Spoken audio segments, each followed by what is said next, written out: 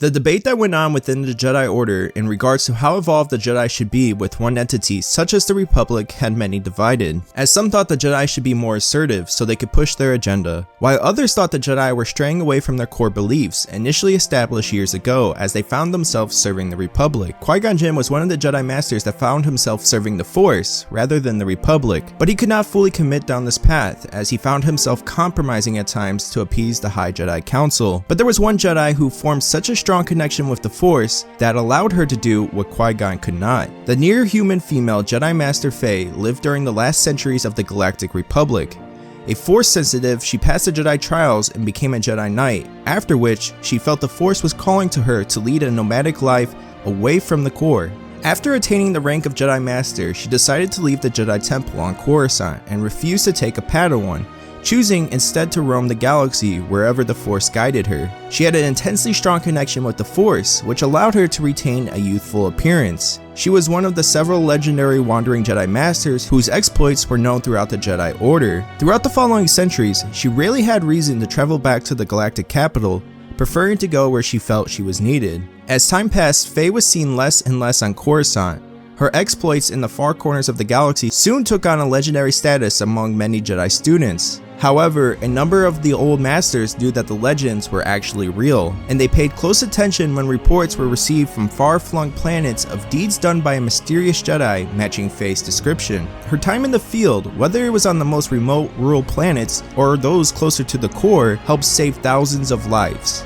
She was known to have resolved many conflicts and war by flooding peace and love into the hearts of those gripped by hatred. Throughout the hundreds of years that she mediated wars on any number of planets, she never once used a lightsaber in physical combat. It was believed after her initial training, she never even carried one. During the early months of the Clone Wars, Fay felt the Force was guiding her to the volcanic planet Queta. Once there, she realized that several other nomadic Jedi had felt the call of the Force as well. Amongst those Jedi was Obi-Wan Kenobi, who had been involved with the war since the beginning. Kenobi was the last Jedi to arrive on the planet and was berated by the other Jedi for being late. Fay, however, could sense the pain and tragedy which Kenobi had already suffered thus far in the war, and reached out her hand to his forehead and filled him with a new sense of hope and energy. The Jedi's mission was to infiltrate a chemical factory and acquire the antidote to a new separatist biological weapon known as swamp gas.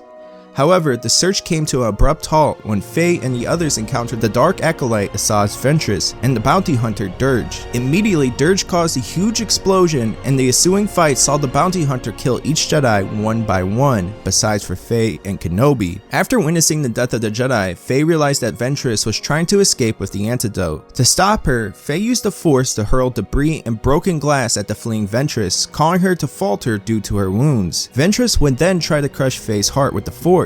Fay was able to combat the Dark Jedi's attempts and use the Force to pull away all of Ventress' thoughts, causing her to faint. After Ventress had been neutralized, Kenobi advised Fay that they had recovered a vial of the antidote, and together the two Jedi started to withdraw in the wake of the factory's destruction. The chemical factory had begun devolving into chaos due to several large explosions initiated by Dirge. As Fay and Kenobi attempted to escape the compound, a large explosion occurred near the Jedi, causing Fay to falter and drop her guard. During those few moments, a revived Ventress used her double lightsaber to pierce Fay from behind, leaving her severely wounded. Ventress and Dirge realized the factory was near its final destruction and boarded a nearby separatist ship, leaving Kenobi and Fay to die. Even though the wounds she had received from Ventress were severe, Fay's strong connection with the Force would have allowed her to eventually recover. However, she recognized the dire need for the Republic to have the antidote that Kenobi possessed, and in her final act of self-sacrifice, touched Kenobi and filled him through the Force with her last reserves of strength. Due to Fay's sacrifice, Kenobi was able to jump to safety